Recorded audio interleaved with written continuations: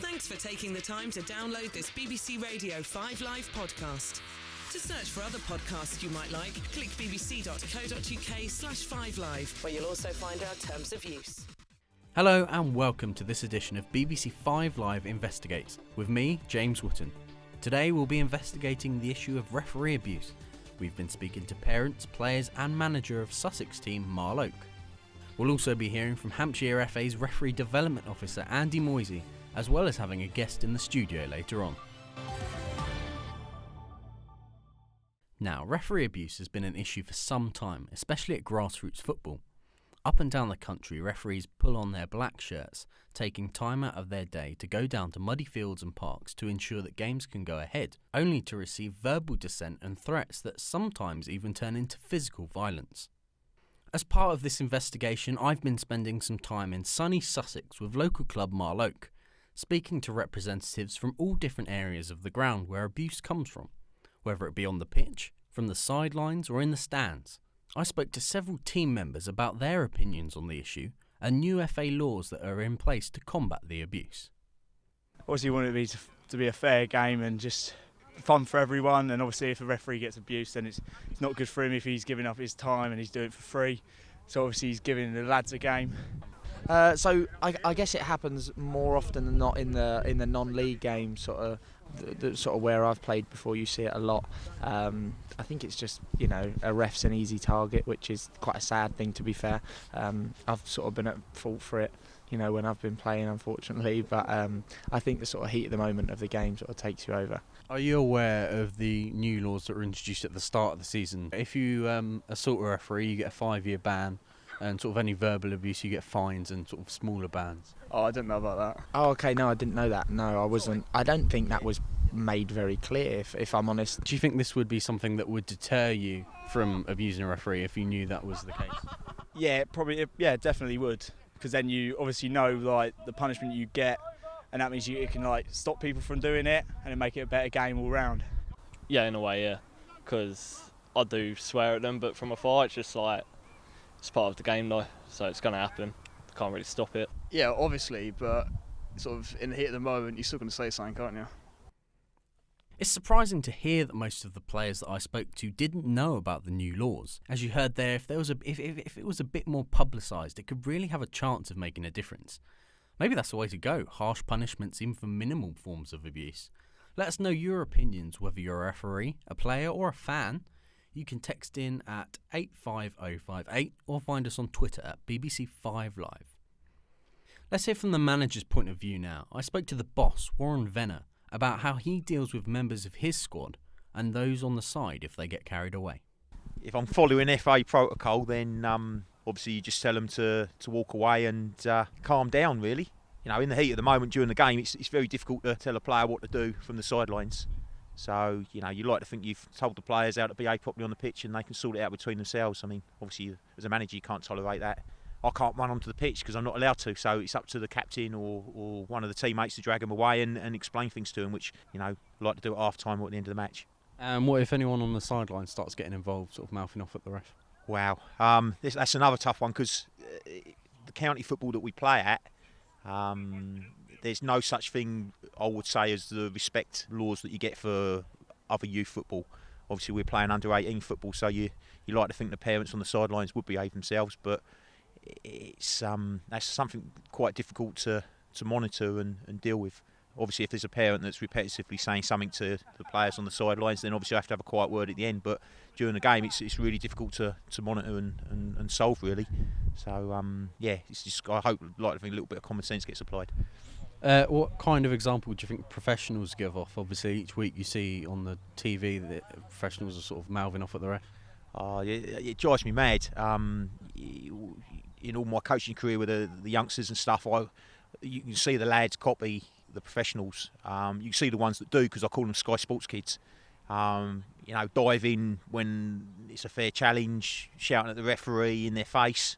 There's so much that they actually do and copy the professionals. It's I actually think it's getting worse.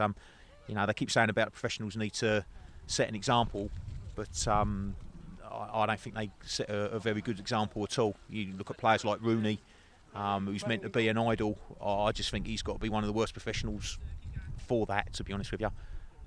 He makes a good point there about the example that professionals give off. Let's just think back to what happened a few weeks ago in the Champions League. Michael Oliver gave a penalty to Real Madrid in the dying moments and then sent off Buffon at the end.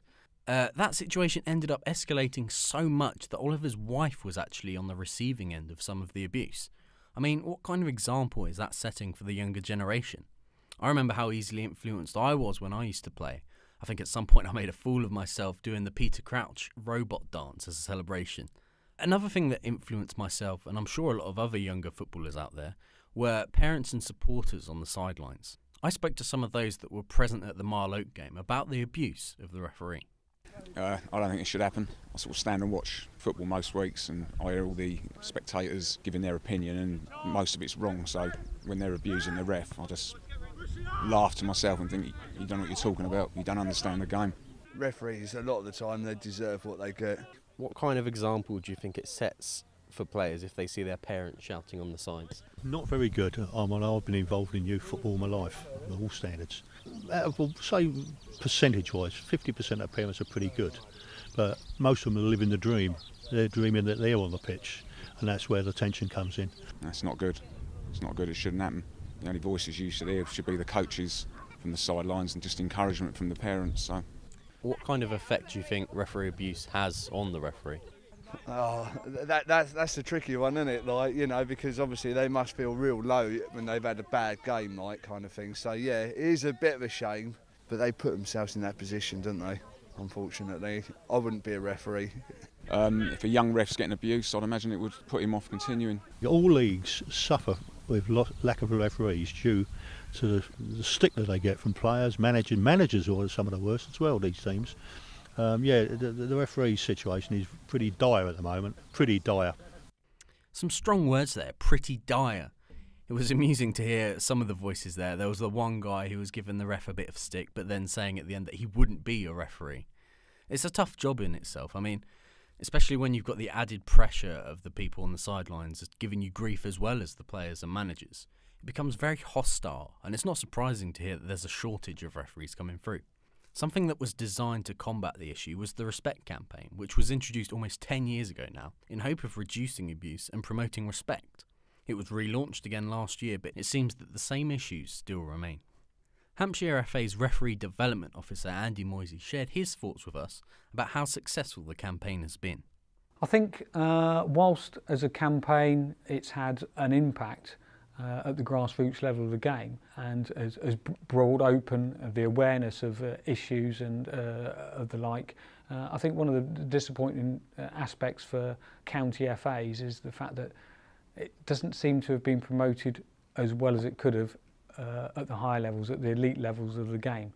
If you look at the professional game, the amount of football that's played on TV, etc., I think it could have been better publicised at the higher levels of the game, because young players, young individuals, parents, adults, the lot, they see what goes on at the high levels of the game, and they then think that they can replicate that at the grassroots level of the game. Difference at the grassroots level of the game, 9 times out of 10, it will be a young referee who's at a game refereeing to the best of their ability on their own, and they haven't got the protection of stewards, video, and the like to protect them. So from that point of view, a bit of a disappointment.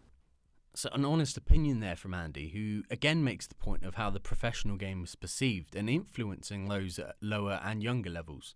He also made a point a bit earlier on in that interview about how players get encouraged to do better next time if they've made a mistake. But if the referee makes a mistake, well, you know the story. But can it be justified? Maybe you can as a supporter if it's in the professional game, because there is a lot of protection for officials. I know when I go to games, if I think the referee's made a bad decision, I, along with everyone else in the ground, will let them know about it if they're consistently bad. But could there be a solution to bad refereeing? So I'm joined now in the studio by Jasper Shiner, who's a Southampton fan, and you've had your fair share of quarrels with referees recently, haven't you? Yes, a few to say the least. So I saw that you tweeted the other day, and it got me thinking that it was a good idea. So do you want to tell us a bit about that? Yes, so following Southampton's recent defeat to Chelsea at home, I was kind of distraught almost at the standard of refereeing and how Premier League referees seem to keep refereeing at the top level, regardless of any mistakes that they make. So I thought that why isn't there some sort of system in place that promotes or relegates managers based on their performances?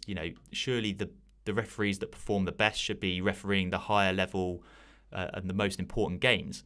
So why isn't there some sort of league system that works the same way as the Football League does, where referees get points based on, reviewed by the clubs after the match, and at the end of the year, they get moved up to referee in a higher division, or they get moved down to referee at a lower level if they've been poor. That way you get the kind of the best or the most talented or the most consistent referees refereeing the higher profile matches. Because there's only sort of a select group of referees. I mean, even when you get to the end of the season, it's the Championship playoff final, so the second tier in English football. Rather than bring in the best Championship referee of that season to referee the final, they bring in a Premier League. So that's almost sort of an insult to those Championship referees who are looking to obviously further their career and try and reach that highest level. Yeah, it is. And it's you mentioned it's kind of almost an insult. You should be rewarding referees who are doing well, whether that's with progression or refereeing high, important fixtures, whether it's a playoff final, an FA Cup final. If there's a lack of talent or a lack of ability in the referees in an area like there is at the moment in the UK, then why aren't we thinking about bringing in talent from abroad to come in and referee? Because there is a severe lack of it. And why is there a severe lack of it? You could say that there's a multitude of things, abuse. Not enough people are being encouraged to get into coaching. There's so much stuff that needs to be done by the FA to encourage more people to referee. See, yeah, something we've been talking about on the show is referee abuse. Do you think that attributes to one of the reasons why we have so few sort of top referees in the English game?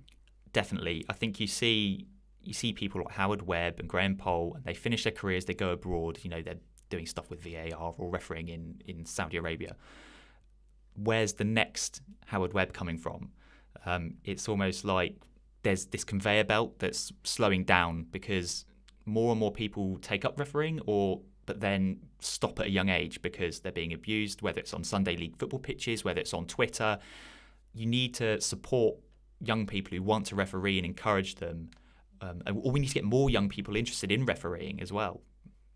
You can share your thoughts with us here by texting 85058, or you can find us on Twitter at BBC5Live. To hear tales from referees themselves, as well as an experiment involving secret cameras to capture abuse, you can watch the documentary The Issue of Referee Abuse, which is on the BBC Sport website now.